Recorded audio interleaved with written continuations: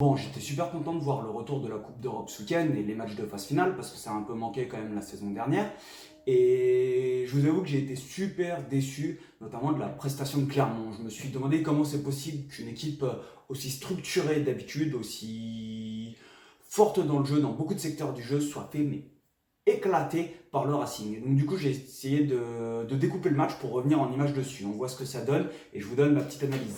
Bon, tout d'abord, déjà, moi je suis déçu de l'ASM par leur début de saison, mais du coup, c'est pas forcément étonnant sur ce match-là. Mais on s'aperçoit qu'il y a beaucoup d'imprécisions dans les transmissions, ils éclatent des ballons au contact et malgré tout le talent de Penaud, ça suffit pas forcément à rattraper les bourdes. C'est-à-dire que là, on voit une passe, mais dans les chaussettes. Penaud, il fait un geste magnifique, il prolonge au pied, il va mettre la pression derrière sur Classen qui est en train de récupérer pour essayer de le plaquer dans les 22 mètres. Mais ça reste une mission gâchée. Et des ballons comme ça, ils en ont lâché vraiment beaucoup. On voit que Lopez, là, sur un coup de pied franc dans les 22, je ne sais pas si c'était volontaire de sa part ou pas de taper en plein dans les 15 mètres, mais il ne trouve pas la touche. Et même chose, ils décident de relancer de leur camp à la 61e minute en avant. Deuxième secteur, c'est la mêlée. La mêlée, ils se sont fait hacher menu. Ils prennent 2 cartons jaunes sur mêlée. Ce qui est quand même énorme dans un match, au-delà des points que ça a coûté. Et là, cette séquence entre la 52e minute où ils prennent une pénalité à 40 mètres de leur ligne, Clermont, ça va leur coûter non seulement 3 points, parce que Iribarren il n'est pas passé à côté de son match au pied, ça leur coûte 3 points. Sur le coup d'envoi qui suit, le Racing fait un en avant et l'ASM prend une pénalité sur sa propre mêlée. Là, je ne sais pas si c'est un manque de concentration ou de la lucidité, en tout cas c'est nécessaire pour jouer des matchs de haut niveau en phase finale. Le Racing joue vite la pénalité et il se retrouve à prendre 60 mètres dans la tronche, c'est-à-dire que d'une mêlée sur la ligne des 22 adverses, ils se retrouvent avec un ballon dans leur propre camp à négocier. Ça, à la limite, pourquoi pas, ils peuvent le jouer, mais là on voit c'est Matsushima, l'arrière, qui en fait va, au lieu de déplacer le ballon pour aller dans les espaces libres, il va décider de retourner dans le trafic.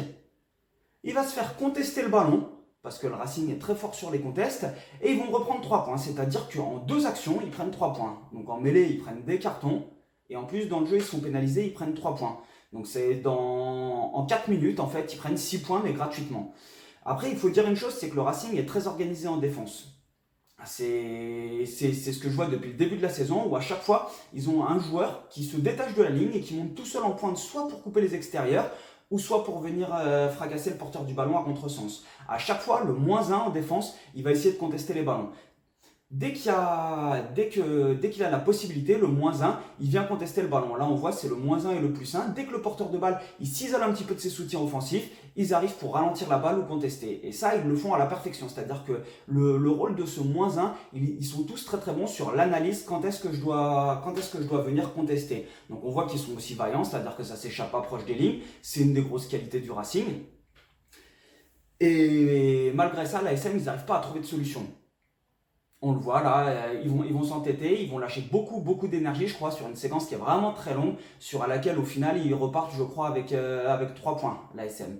On retrouve ce système du coup où une fois que chaque défenseur est cadré, on voit qu'il y a 4 défenseurs qui cadrent 4 joueurs de l'ASM. On voit ce joueur en +1 qui lui n'est sur personne et qui va avoir justement cette montée à contresens pour pouvoir agresser le porteur du ballon et en fait le forcer soit à retourner vers l'intérieur ou soit empêcher de déplacer le ballon vers l'extérieur. On le voit, c'est-à-dire que dès qu'ils ont la possibilité d'être organisés, ils montent de façon agressive en défense et à chaque fois, là on le voit, on a un joueur qui vient couper les extérieurs. D'accord? On le voit, même si c'est pas forcément bien réalisé, quitte à ce qu'il y ait un surnombre sur les extérieurs, en fait, ils préfèrent mettre une grosse pression défensive aux équipes contre lesquelles ils jouent. Hop, là on le revoit, le mec il est monté pour couper les extérieurs. Et ça, c'est un système qu'ils utilisaient déjà en fait contre Montpellier, où à chaque fois, le joueur vient empêcher la passe de plus ou de jouer vers les extérieurs, avec le -1 qui conteste évidemment. On le retrouve là, montée agressive, il sort de la ligne, c'est pas un souci. Encore une fois, ça sort de la ligne pour couper les transmissions sur les extérieurs. Ils se disent que même s'ils vont perdre du terrain s'il y a une passe sautée, la probabilité qu'il y ait une passe sautée n'est pas importante. En revanche, dès que les joueurs en attaque jouent avec plus de profondeur, ce joueur qui monte en pointe, il n'a pas le temps de venir intercepter le ballon ou intercepter le porteur de balle, et c'est là où ça devient difficile. Mais dès que c'est ralenti, on voit que le Racing se réorganise à chaque fois très vite pour pouvoir venir agresser très fort avec 1 ou 2 joueurs en pointe. Malgré tout, on voit que Clermont a eu quand même des opportunités, c'est-à-dire qu'ils ont eu des ballons. Par exemple, là, c'est un ballon de contre-attaque. Si tu n'as pas vu la petite vidéo sur les principes de contre-attaque en R1, je t'invite à la voir. Mais même chose, en fait, il vient défier. Et donc le -1 vient au contest au lieu de déplacer le ballon alors qu'il y a de l'espace. Une fois que la sortie est ralentie, qu'il y a 5 joueurs de Clermont en ruck, c'est trop tard, c'est fini. Et là, on se retrouve avec des ballons lents qui sont inexploitables. Le peu de fois où ils ont réussi justement à dépasser ce joueur qui monte en pointe, ils ont réussi à mettre de l'avancée. Mais dans un match de rugby, il faut réussir à déstabiliser plus ou moins la défense souvent. Et là, on le voit. Ils ont réussi à créer ce décalage, à désorganiser la défense. En revanche, les deux joueurs qui sont à gauche du porteur de balle sont pas prêts à attaquer. Et le porteur de balle, il décide de rentrer à l'intérieur, alors qu'il y a des espaces sur l'extérieur.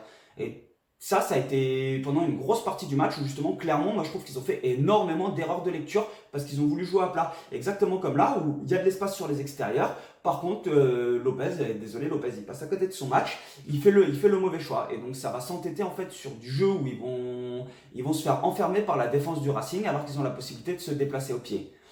Ensuite, on va parler tactiquement. À un moment, 15e minute, t'es mené 11-0, t'as une pénalité, il décide d'aller en touche pour un gain de 15 mètres, ce que je trouve, même peut-être entre 10 et 15 mètres, ce que je trouve ridicule. Et en fait, ils vont s'entêter pendant 7 minutes, ça va être des séquences où ils vont s'entêter en fait à faire des mauls, à essayer de jouer pour marquer des points. Ils vont finir au bout de 7 minutes par marquer un essai, mais avec combien d'efforts et combien de pertes d'énergie. Je pense que c'est une séquence qui a même peut-être plus rassuré le Racing sur leur capacité à défendre sans prendre 2 points. Ils vont prendre un point au bout de 7 minutes quand ils sont à -1. Mais je pense que quand tu es en quart de finale de Coupe d'Europe, tu dois être en mesure en fait, de prendre les points quand ils se présentent. Il y a 11-0, le match n'est pas terminé, score, tu as l'opportunité de mettre des points, tu fais pas un bon début de saison, score. Bon, tactiquement, sur les coups d'envoi, j'ai rien compris. On est à la 34e minute.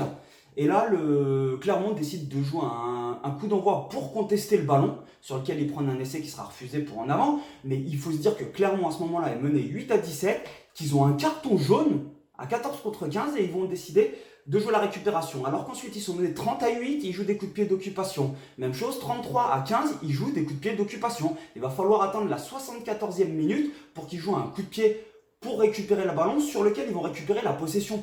Et je comprends pas ce qu'ils font. Au bout d'un moment, c'est juste du jeu. J'ai l'impression qu'ils ont pété les plombs. Comme là, Matsushima qui marque à la 69e minute, il marque face au poteau. Tu as beaucoup de points de retard, tu dois te dépêcher. Alors effectivement, il appelle le tir Lopez pour transformer. Mais tu es en face des poteaux, tu peux dropper, ça prend 10 secondes.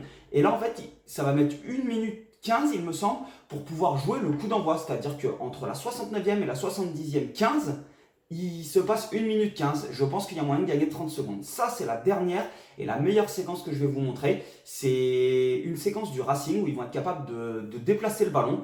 Et il va y avoir une lecture de Trinduc qui est majestueuse. C'est-à-dire que là, on voit le 9 qui est en deuxième rideau. Il y a Para qui est en deuxième rideau, qui voit qu'il y a une brèche par rapport aux joueurs du Racing. Il décide d'aller combler cette brèche alors que les joueurs de Clermont sont encore en train de circuler. Et là, on va se retrouver en fait avec pas de second rideau, et Trinduc qui est capable de mettre un petit par-dessus et de récupérer. On voit ça en image que ça donne, il décide de venir fermer, alors que là, à ce moment-là, il y a 4 Clermontois contre 4 Racingman. Et à partir du moment où Para quitte son deuxième rideau, Trinduc le voit, il joue par-dessus, et analyse du jeu magnifique de la part d'un vieux comme Trinduc. Si tu entends cette phrase, c'est que tu es encore sur la vidéo, ça veut dire que ça t'a sûrement un peu intéressé. Donc n'hésite pas à me mettre un commentaire pour me dire si ça t'a plu ou non, à mettre un petit like et à t'abonner si ce n'est pas déjà le cas. Et on se revoit bientôt pour une prochaine vidéo. Tchuss!